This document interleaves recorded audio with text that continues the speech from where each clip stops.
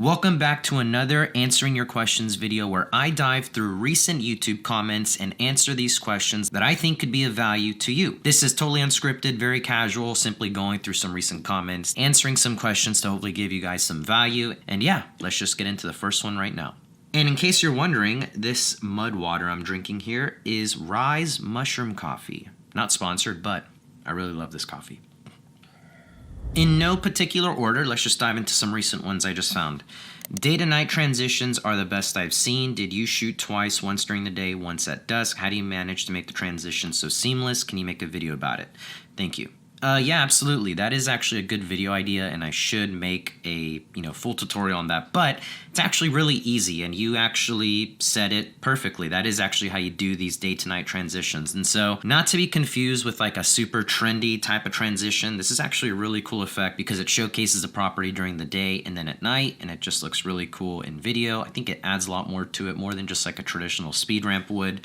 But essentially, you just do your simple shot first during the day, and then you replicate that same shot at night. In editing, you line them up, and then you can make that transition however you want, whether it's some sort of luma fade effect, a simple crossfade where it just kind of blends over and transitions into the night clip.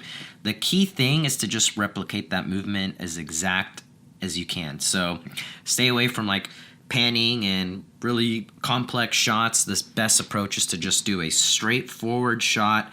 Mark where you are, whether it's a perfectly center frame shot, that way you can easily do it, or even put something down, whether a stick or a rock if you're going to come back to that same spot again. That way you'll be able to get that shot seamless again at nighttime, and then in editing it'll line up perfectly.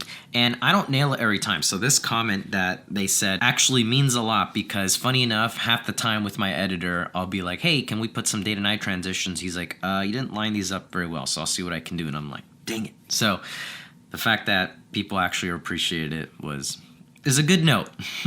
Moving on to the next one, brilliant video, how to keep your vertical straight. This is on my color grading real estate videos. So I wanted to answer this because a lot of people, I see comments on what gimbal settings I'm using, things like that.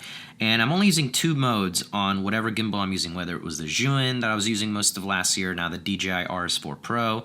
I'm almost like 70% of the time in pan follow mode. So that's just where you can pan up and down, left and right, but it's going to keep your horizon straight. I'm never using FPV mode or anything like that. And I typically use that mode for shooting outside or getting more of a creative shot inside, but then all the inside shots, all the wide interior shots, I'm shooting in pan only mode. So that's only where the gimbal can look left and right, and as long as your horizon is locked in the gimbal, like it's not, other gimbals I've used in the past, the horizon will drift, and immediately that's not good for me. So DJI has been really good with their gimbals, at least in my experience, but pan only mode will keep your vertical straight and just will look a lot more professional in my opinion, because there's nothing wrong with kind of skewing the verticals, especially for video in my opinion. It's more creative, but if all your shots are like that where it's looking down or looking up, I kind of just try and break the verticals inside if it makes sense. Like if it's a big, tall, ceiling or living room, something like that where I'm kind of revealing up, that makes sense. But most of the time, keeping it easy, just like I would for real estate photos, keeping the vertical straight inside. And then for detail shots, inside and out, I will also go back to pan follow and get any creative angles I want. Okay, next up, this is on my recent review for the SIRUI VP1 35mm lens, probably my favorite Cine lens right now. I want to know the difference between this one and a 35mm 1.4 lens. Is there any color contrast difference? I wanted to highlight it because I feel like a lot of people don't know the difference between like a Cine lens and a photo lens, and it's just plain and simple, at least to me, from my experience. I'm not giving you a technical definition or something like that, but let me grab the lens first.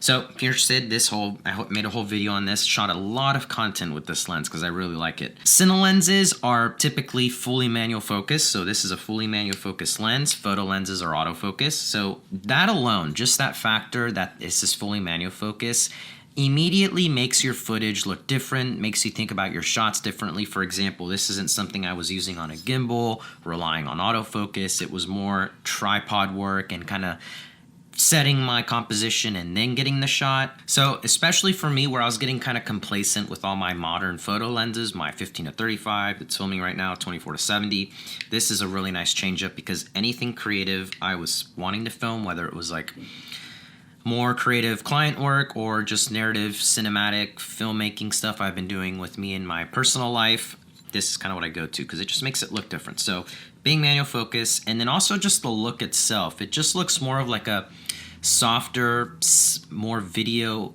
lens focused image. It's kind of hard to explain, but it's like the contrast is a little bit less, yet it's super sharp. So that's immediately the characteristics I can tell between this and like my RF lenses that are tack sharp, high contrast, things like that, which still is a great image for video. The images shot with this just look more video oriented. So it's really hard to explain. There's probably a technical definition that I want to really look up, and I'd rather give you my take on it. So if you're looking to step up out of the photo lens space and get into some more creative work, I would pick up something like this SIRUI 35mm full frame 1.4 lens. Yeah, and then right next to him over there, I also have like the Nightwalker set. Those are 1.2s and really cool. Next up on my headshot photography video series, this is on the setup part of it. Definitely want to know the editing side of headshots. I outsource my real estate photos and offer fast turnaround, so do I outsource or edit myself? Good question, and I feel that because we are now just really ramping up and just gaining new clients and just becoming more of a content house and producing so much work that it's really hard to sustain with deadlines and things like that, and there's no way I can manually edit a lot of this stuff anymore. Kind of like this person, we outsource our real estate photos, but then we also have an in-house video editor that does all of our videos, but for portrait work, lifestyle, all that type of branding photography, it's really tough because I've never tried to outsource that stuff and I don't really want to. But now, if you all remember a few videos ago, I did a video collaboration with Imagine AI. And yes, that was a sponsored video, but since then I've been using that service as my portrait photo editor. So although we don't use it for our real estate photo work, even though they've added in some new enhancements I'm kind of interested in, we are still utilizing that entirely for all of our event photography, lifestyle photography, portrait work, because it handles the culling. So if you shoot a big event, which we just did last night, thousands of images, cull it down, select the best, you can do it or it can do it for you. And editing, so whether you upload your own edits or use one of their profiles and tweak it like we do, it just streamlines it all to say that that's what we're doing. We're using Imagine AI for a lot of our photo editing that's not real estate work.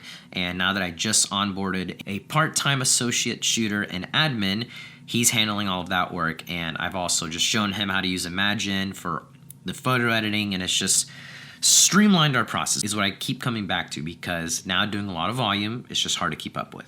So that would be my recommendation. I always also think you should know how to edit your own type of work, just so you're familiar with it and you know what that final edit should look like. Just knowing how to do it on your own is really important. But at the same time, don't let that hold you back, and I would look at some other solutions, whether it is outsourcing it or like Imagine AI, which is what we're using. Next up on my how to shoot vertical real estate videos, are separate horizontal and vertical shoots required, or can you shoot one format then adapt the other format? If so, what's the default format? Thanks. I wanted to answer this because this is something I see a lot of, and even until I kind of figured this out, it still really confused me. But you can always shoot in a horizontal landscape regular video format, and out of that video you can create some sort of vertical edit, whether it's a mix of cropped in shots, stack shots. You can do that, but you can't do it the other way around. You can't shoot vertical and then make a horizontal video. You would be cropping into that vertical video and it would look really bad. So what I always do for our clients, because we service a whole variety of clients, some that just do traditional video where they just want a high quality video for like Facebook and MLS or things like that. But then the other spectrum where it's like really fast, engaging social content, that's the only types of videos they want, which will cater to that as well. My answer is talk to your client ahead of time on what the primary format is. What are you planning to use this video for primarily? Is it like mostly for MLS, or YouTube or horizontal platforms, and you want a vertical as like a bonus, or is this strictly you just need a good social media video where we could natively shoot it vertical and it will look better, no need for a horizontal?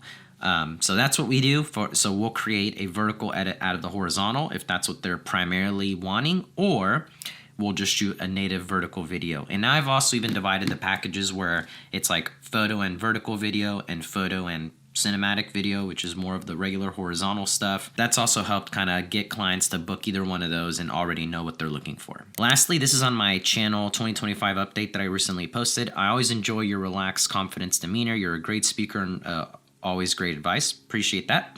I'm new to the business and completely set up, struggling to get clients. If I join the group, can I message you directly? I'd like to speak to you about doing headshots. So I wanted to highlight this because in the community that you may or may not know that I run, we do get to talk, because it's a private Discord group with like over 200 plus members now.